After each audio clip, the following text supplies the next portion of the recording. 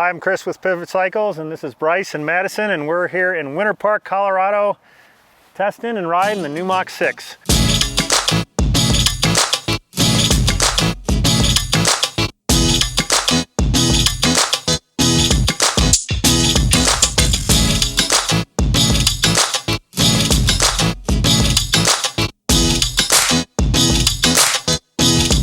So, had an awesome day on the trails. Madison, Super what'd fun. you think? Super fun. Bike was literally had probably one of the best days at it, Winter Park on it. Super fun, super flowy. Typically ride a 29er, so I was able to throw that bike around so much easier and like stick it places, and it's just like super predictable, super fun. Yeah, I had a blast on it, so. Yeah, and you guys will see in the video, she was ripping today. Yeah, the thing about the 29er versus 27.5, why are we launching a new Mach 6 that doesn't have 29-inch wheels? Well, we already have a Firebird 29, and this is essentially the 27.5 version of that, but it's a lot more because we've basically taken the bike and gone considerably longer. It's actually longer than the Switchblade, slightly longer than the current Firebird 29. But the 27.5 wheels, the bike doesn't push, it's poppy, can manual over stuff. I mean, Bryce? I like when we first did our very, very first lap on it, you look at it and you kind of think it's gonna feel like a long, low bike, which means you kind of have to get to a certain speed to wake it up. But you get a half crank in and then all of a sudden you're like, oh yeah, I can start here and just completely transfer over to the other side of the trail as if I'm on a shorter travel, shorter length bike. But when you're on it, it's, like Madison said, it's super predictable. It's really, really, it holds its line really well when things get chattery and high speed. But it just doesn't feel like it looks. And every time, every single one of us, I think we were all a little baffled by our first couple rides, and you're just like, it looks like it should feel like a tank almost, but it's so playful. Like it doesn't look like it has any right to be as playful as it is. Like I can't believe it has every right to be as playful. It does, and I'm glad it is, because it's such an intuitive bike. You're really inside of it. You don't feel like you're stretched out at any point, but you do feel like you're in the bike really nicely, but you are completely in control at any speed you want to be versus like being taken for a ride, which can happen on a bigger, longer bike. That's another thing I definitely noticed the difference is how light it was. As a female, it's a little bit different for us to be able to throw bikes around, and just being able to like throw it around and get the back end kicked out a little bit, get a little stylish. It was just like so much easier and so flowy, and it obviously made it way more fun because it's less work. So. Yeah. And that's one of the cool things about both the wheel size and what we did with this bike. Mach 6 has always been kind of bridges a gap in our line. So it's a little bit more than a trail bike, but it's also a park bike. And so we used to have the Firebird 27.5. This actually really eclipses that in its capabilities, but it still keeps that really snappy pedaling of the Mach 6. And the length is a cool thing, but along with that comes a steeper seat angle, so top tubes didn't get excessively longer. So in the high setting, on the flip chip in the back, it's got a 76-degree seat angle and a 65-degree head angle, which is 65 is the same as what we're running on the Firebird 29. So you get that nice neutral handling for steep stuff, but the bike still turns in quick. And even when we were pedaling up a lot today to do some of the shorter runs and do some filming, and you still get that snappy pedaling. Yeah, absolutely. I mean, I spent a lot of time on the Firebird 27.5 for a few years, and this feels as planted, when things get high speed and a little bit hectic.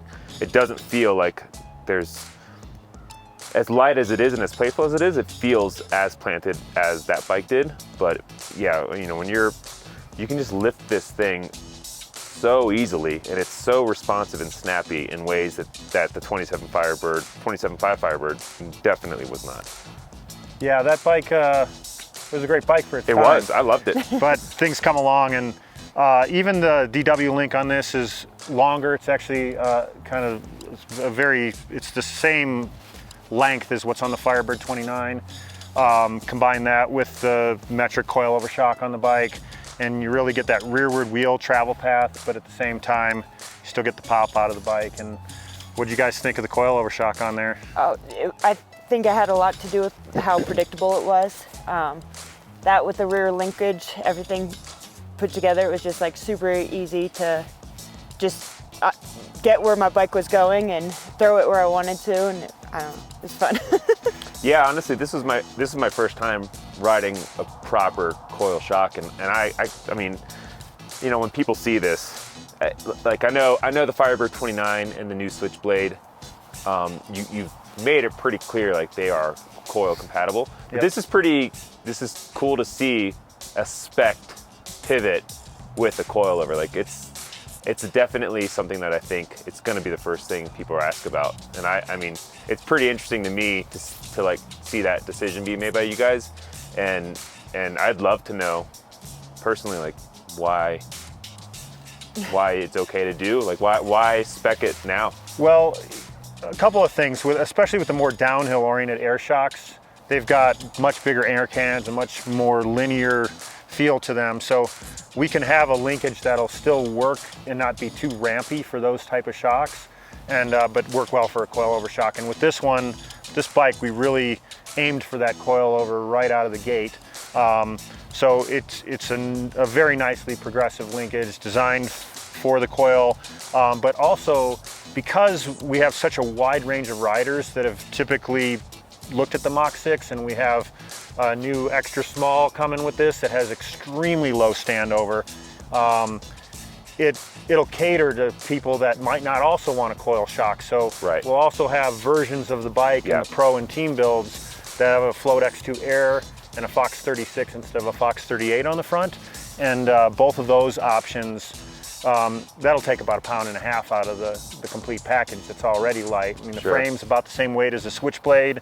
The smaller wheels rotate up faster, all of that stuff makes for a great handling package. But the coil, yeah, the bike, the Mach 6 is about fun. You know, we all know if you're gonna race enduro, you're gonna do it on a 29er. I mean, the courses, the way the braking bumps develop, everything, it just gets pounded in for 29-inch wheels, and they are just faster. But you're also kind of forced to, you know, you're in a line around a berm, you gotta take that line. You're kind of locked in for the duration. Where this, you can be like halfway through the berm and go, no, I like it over there better, and just kind of pick the bike up and toss it over there, and it'll do whatever you want to do. So for a lot of people, it's a more versatile bike in that it's just got the massive travel of the Firebird 29. It's 158 on the rear, 160 on the front, can take up to 170 on the front, no problem. But you just have a bike that also on cross-country trails and just up and down rolly stuff, it just pedals great. And with the smaller wheels, the contact patch is a little bit different, and it just doesn't push the same way. Like when you're on a really long 29er with a really slack front end, you got to charge all the time. There's like a speed you've got to go. You can't take your mind off of it, and the front end starts to slide if you're just, you know, on like something below green trails. And sometimes, if that's your general bike, you can't always be riding with your eye on the ball, and you just want to have fun most of the time for most of us. And the Mach 6 really fills that bill. Yeah, and you know how much I love the Firebird 29, but it doesn't, you got to wake it up, or else you don't get all out of that bike as you can, you know, but it takes a certain speed, it takes a certain type of terrain or a certain pitch, where there's a versatility and a playfulness you're getting with this that it's like when you look at it, you don't expect it, and that's kind of, honestly, that's a credit to what you guys have done, because it's so fun. It's just so fun. It's been so much fun to ride these last few days. I'm glad you guys are enjoying it. And yesterday, I mean, we basically got the bikes built up, got your sag set, went up, and you guys went under the rope on Banana Peel, which they just finished rebuilding last night. That's a basically, well, we're permitted, and yeah, really other than parking lot warm up, Yeah, you picked the Pro Line trail and just Yeah. sent it. it was, you know, I've hit that trail a handful of times, and I had the most fun on it on this bike than I have hitting it all season. You know, in the mousetrap, jumping the little gap into, there's like a tight berm. This thing handled that way better. I kind of feel sketchy on my other bike doing it, and you know, this just handled it real well and just was super flowy through everything. Yeah, and I don't know, I adapted to it really good. Took it down the air downhill trail, my last run just now, and I was like, dang, this thing's like super fast. And I think a big part of it was being able to like just rip through those corners, which was different than my 29er that I ride. So I don't know, it was super fun. One of the best runs. So. Well, I'm glad you guys both had fun. Just some other quick details on the bike. Like all pivots, we use our pivot cable port system. And on the front end of the bike, that means that there's a blank cable port on each side that you can either use for moto style, UK style brakes, or regular style brakes, sending it each way. Super quiet. You guys hopefully noticed how quiet the bikes were. Crazy quiet. The way we've done the cable ports and continuing to refine the cable routing on the bikes, super quiet. We unveiled this year our new pivot tools and in collaboration with Toe Peak. And on this bike, where we used to have a port underneath the bottom, which was the Di2 port, also served as an ability to kind of get your hands inside there to route the cables easily and route the dropper. We still wanted to have that on the new bike, even though there's not a current Di2 system to work with it. So the mount for the tool system actually is incorporated into the bottom of the down tube. And so you guys will see that later. And it really allows a lot of versatility with tool holding on the bike, so you can carry your CO2s, your Allen wrenches, everything's quick access. It's not hidden in any place where it takes 15 minutes to get at your tools. Gimmick free. Gimmick free. It's legitimately a really smart design implementation. And then of course we've got water bottle cage access. Even the extra small frame will be able to take a full large 24, 28 ounce water bottle. And then live valve compatibility. So there's a version of the bike with full live valve on it. That's really for the people who are doing a lot of climbing on the bike, and they like stuff to the park level. It'll handle the whole range. That's a 36 live fork on the front, and it's tuned specifically for the Mach 6 as well. So, you know, typically like the Mach 4 SL and even the Switchblade, when the live valve activates and stiffens up the suspension, it also stiffens up the fork. And typically for a bike like this, you know, you never touch the fork lockout on climbs. Never. And so, so we've done a lot of tuning on the live valve as well to make sure that you still get that park enduro feel even when the live valve is activating.